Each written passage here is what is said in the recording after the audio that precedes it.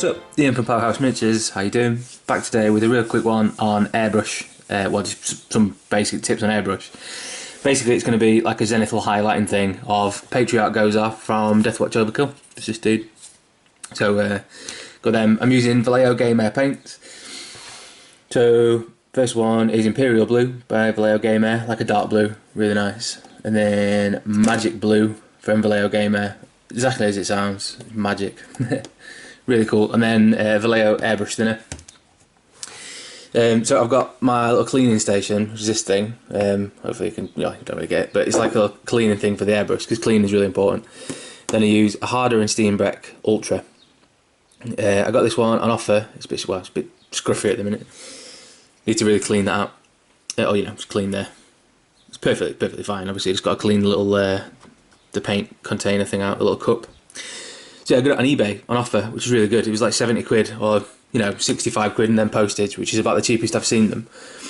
But in terms of like a decent, a small nozzle airbrush, it was really good. So it's like a 0.2mm needle, gravity fed, dual action trigger, all of that. So it's like a 0.2. You can get a really small, precise line if you use low PSI and get quite close to the model. You can do like a really precise thing.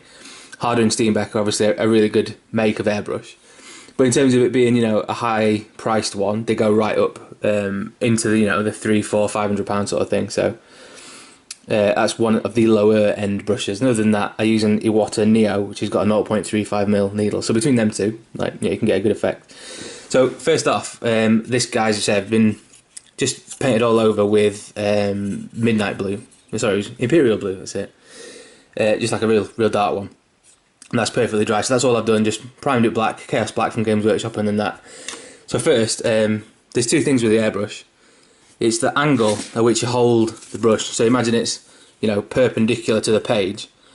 That'll give you like a circle, and then at an angle it'll give you a thing. So I'll just show you with that. Hopefully the compressor won't be too loud. So give it a good shake.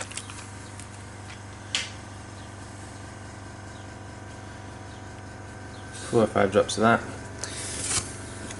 and then so we've got just a little test. Just there you go. Right. So from straight on, perpendicular, you get a circle, right? Like that.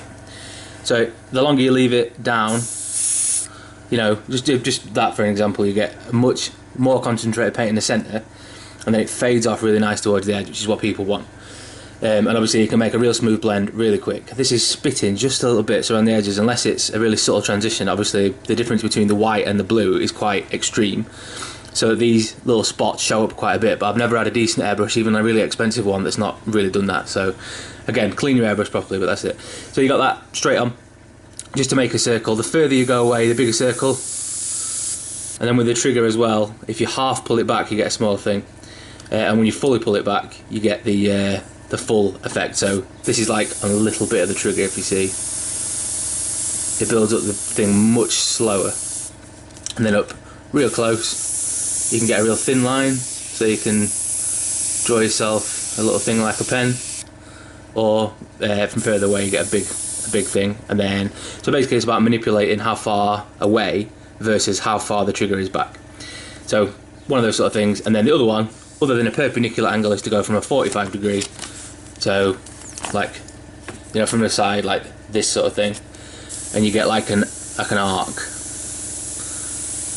like that, right? So if you put a lighter colour in there with a different thing, you end up getting a fade from almost nothing to the bright colour. So then if you went for the brighter colour, mixed white in with this magic blue, you'd get the full effect. So in terms of zenithal highlighting, zenithal is an astronomical term, meaning the point in the sky directly above the observer. So a zenithal. So if you imagine like directly above you sort of thing, that's what it is. So in terms of this zenithal highlighting, really quickly, what we're talking about is going from directly above the model, which is what I'm going to do. Usually I'd wear a mask, but I can't when I'm speaking. Usually I'd wear a pair of gloves, but I can't because, well, I can, but I'm not going to. Just for now, because it's so fast, and directly from above, I would put something behind, or be in a booth or a box or something like that, so that you don't end up getting paint everywhere. But just real quick, zenithal highlights. So I'm literally directly above Just nudge the camera again like a dick. Directly above, and then we're just going to go about halfway in on the trigger, and from what, 3-4 inches away, right? And just going to keep the airbrush in the same place, about half depressed, so you can just see the colours building up across the top edges of all the model. And I'm going to rotate the model just slightly, like that, so I'm getting the tops of everything, so you can just see it building up. Right, so there you go. That's pretty much it, straight away. So from the side now, you can see the fade between the brightest blue right down to the underneath where the blue is, and then you can see it across the curved surfaces really, really nicely, just like on the back there. So let's put my airbrush down. So for a second, across this side part, just there, where it's faded away, you've got the bright blue fading to the dark blue, and that's pretty much it. So on this one in particular, I'm going to do a little bit again, just on the top of the knee, just there, very gently, and again with the trigger about halfway in, so it's just giving you a bit of the blue. Same on the other side, like that, and then you can reapply it as you want, because like I said, the closer you are, the stronger the effect you can get will be, and that's pretty much it. So that's only gone again on the back, tops of the legs, just tops of the ankles again, a little bit, just wherever you want it. Right, so there you go. Just going to turn the airbrush off now. Now it's really quick, obviously, really important now that you wash the airbrush as quick as possible so it doesn't like clog up or anything. And I use airbrush cleaner from Vallejo to do that. So there's one, it's just this one, the airbrush cleaner. You run that through the airbrush a couple of times, which I'll do just now, and then there you are. But literally, how long did that take? 5 minutes, and there you go. You've got a nice, from the very top, the strongest colours, and then fading off, and again down the curved surface you can see it a lot, so just there, fading from magic blue right off into the imperial blue Vallejo Game Air, straight from Vallejo Game Air magic blue.